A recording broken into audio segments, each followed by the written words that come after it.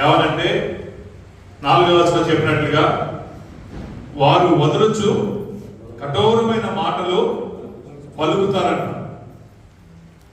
దోషము చేస్తూ తప్పు చేస్తూ కూడా బిక్కమలు ఆడతారన్నమాట. మాదే తప్పు కాదు, మేమే రైట్ అన్నట్టు. వగరమవుతు మాటలు అంటే తెలుసు కదా, వగరమవుతు అంటే అందరూ తెలుసు, చెప్పట్లేదు అందరూ.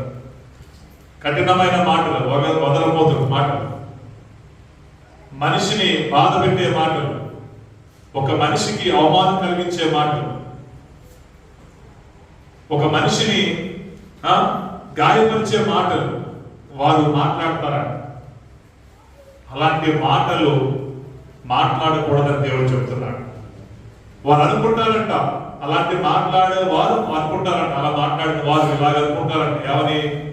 దేవుడు లేడని ఏమనుకుంటారంట?